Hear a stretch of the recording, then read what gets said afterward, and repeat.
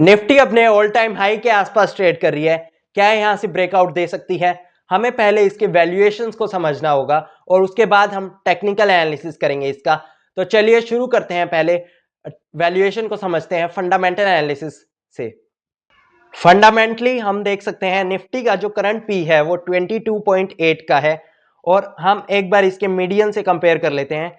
जो 5 इयर्स का मीडियन है निफ्टी का वो 22.3 का है। मतलब यहाँ पे हमें निफ्टी फेयरली वैल्यूड दिखती है, ना ज़्यादा ओवर वैल्यूड है निफ्टी, ना ज़्यादा अंडर वैल्यूड है। और यहाँ पर 10 इयर्स का अगर हम मीडियन पी देखें तो 23.4 का है। तो यहाँ भी हमें स्लाइटली अंडर वैल्यूड दिखती है निफ्टी और मतलब ये राइटली वैल्यूड है, हम बोल सकते हैं बिल्कुल फेयरली वैल्यूड है यहाँ पर निफ्टी। और मैक्सिमम का अगर हम देखें तो 21.9 का है मीडियन पी। मैक्सिमम टाइम में अगर हम देखें तो यहाँ पर हम देख सकते हैं 22.8 का है करंट। तो मतलब यहाँ पर भी निफ्टी राइटली वैल्यूड है, बिल्कुल फेयरली वैल्यूड है निफ्टी। यहाँ पर निफ्टी लाइफ टाइम हाई पर होने के बाद भी हमें फेयरली वैल्यूड दिखाई देती है फंडामेंटली।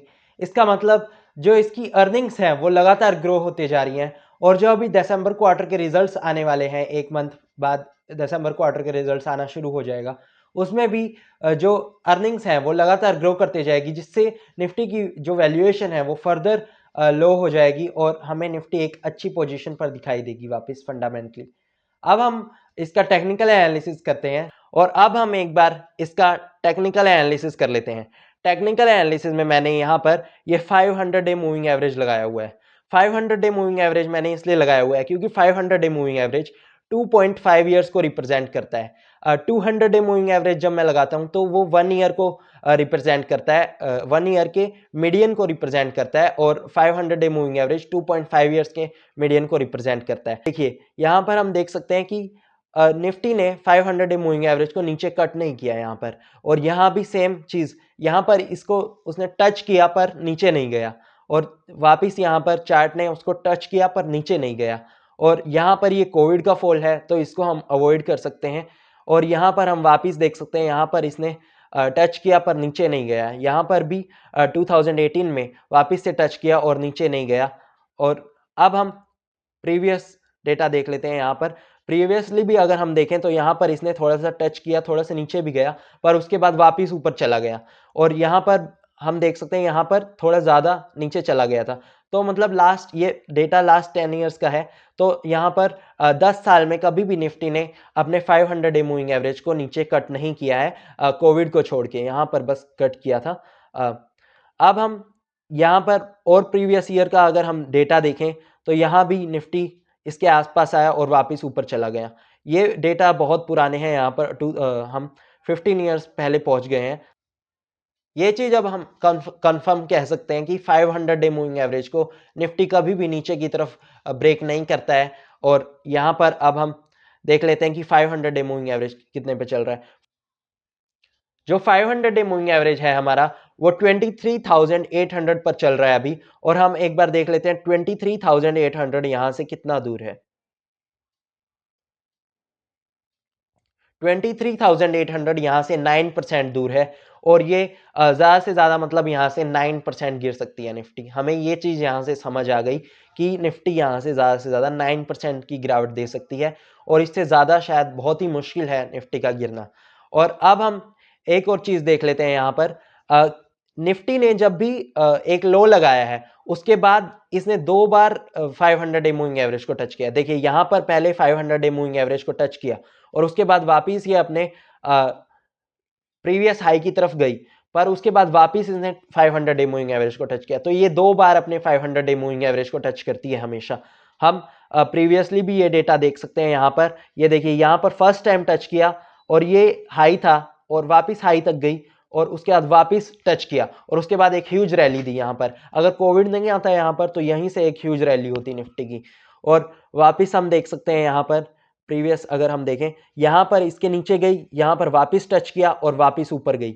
मतलब यहाँ पर हम ये 2 बार इस लेवल को टच करने आती है, इसके आसपास आती है। तो यहाँ पर एक बार आ चुकी है और अब लाइफ टाइम हाई के पास भी चली गई है। अब एक बार और वापिस आना है, ऐसा मुझे लगता है। यहाँ पर ये मेरा एनालिसिस है। एक बार हम अगर इसके चार्ट को देखें, यहाँ पर पी चार्ट को देखें, तो पी चार्ट में भी हमें कुछ चीज़ें यहाँ पर समझ आती हैं। पी चार्ट में यहाँ पर ये जब भी अपने 20 के आसपास आती है, 19 टू 20 जब इसका पी होता है, तो ये वहाँ से भागना शुरू कर देती है। यहाँ पर हम स्मॉल 5 ईयर्स के चार्ट में देख सकते हैं। ये देखिए यहाँ पर पी 19 का हुआ और तुरंत उसके बाद एक रैली शुरू कर दी, यहाँ पर 22.6 के पास जाके रुका वापस। और यहाँ पर वापस हम देख सकते हैं 20 के आसपास आई निफ्टी और उसके बाद वापस ऊपर चलना शुरू कर दिया। यहाँ पर वापस हम देख सकते हैं 20 के पास आई निफ्टी और उसके बाद वापस चलना शुरू कर दिया। यहाँ पर जब जो रिसेंट फॉल था निफ्टी का, यहाँ पर 22,000 के आसपास जब टच किया था निफ्टी ने, तो यहाँ पर हम देख सकते हैं 22,000 के आसपास जब टच किया था तब 19.6 का पी था निफ्टी का, 19.6 के पी तक आया था निफ्टी। तो मतलब निफ्टी जो अंडरवैल्यूड होता है वो 19 टू 20 की रेंज में अंडरवैल्यूड होता है, और जो यहाँ पर मतलब 19 टू 20 की रेंज में हमें बेस्ट चांस है निफ्टी को खरीदने का। तो यहाँ पर वापिस ये अभी यहाँ पर 22.8 पर चल रहा है निफ्टी, तो जब 19 टू 20 के आसपास आता है तब राइट चांस है इसको बाय करने का। और एक चीज़ और हम देख सकते हैं इस चार्ट में कि यहाँ पर 10 ईयर्स में अगर हम देखें तो 10 ईयर्स में भी सेम डेटा हमें दिखाई देता है। यहाँ पर 20 के आसपास आया निफ्टी और ये कोविड का फॉल है, तो यहाँ पर बहुत ज़्यादा नीचे गिर गया था। ये वापस यहाँ पर हम देख सकते हैं वापस यहाँ पर 19 के आसपास आया, 18.8 पर आया था 2016 में। तो प्रीवियस 10 ईयर्स का डेटा हम देख सकते हैं, कभी भी ये 19 के आसपास से नीचे नहीं गया निफ्टी का पी। तो यहाँ पर 19 टू 20 एक बेस्ट रेंज है निफ्टी को बाय करने का, हमें यहाँ पर पता चलता है। और यहाँ पर हमें ये चार्ट भी यही शो करता है कि निफ्टी एक यहाँ से थोड़ा सा रिट्रेचमेंट दे सकता है, यहाँ पर हमें लगता है थोड़ा सा नीचे गिर सकता है निफ्टी और उसके बाद एक वापस एक ह्यूज रैली दे सकती है निफ्टी। तो इस एनालिसिस से हमें समझ आता है कि निफ्टी यहाँ से 7 टू 8% और गिर सकता है। पर क्या हमें सब पोजीशंस को कट कर देना चाहिए? हमें क्या करना चाहिए इस सिचुएशन में? मैं अपना खुद का डिसीजन बता सकता हूँ, मैं आप लोगों के बिहाफ में डिसीजन नहीं ले सकता। पर मैं यहाँ पर बिल्कुल भी कट नहीं करूँगा अपनी पोजीशंस को। मेरे जो टारगेट्स हैं उनको अचीव होने पर ही मैं अपनी पोजीशंस को कट करता हूँ। पर यहाँ पर मैं थोड़ा-सा सतर्क रहूँगा और पैसा शायद मैं नहीं लगाऊँगा यहाँ पर अभी। और जब मेरे को निफ्टी एक अंडर वैल्यूड ज़ोन पर मिलेगी, तब मैं शायद और ज़्यादा पैसा लगाऊँगा। जो भी अगर मेरे पास कोई अमाउंट है अभी, तो वो मैं अभी यहाँ पर नहीं लगाऊँगा। अब मैं जब निफ्टी अंडर वैल्यूड होगी, तब उस अमाउंट को लगाना समझूँगा सही। आप अपना एनालिसिस ज़रूर कीजिएगा। और यहाँ पर बहुत सी खबरें हैं कि निफ्टी यहाँ से 30,000 हो जाएगा, 35,000 हो जाएगा।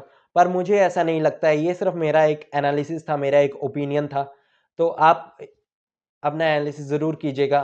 Thank you for watching the video, kindly like, share and subscribe.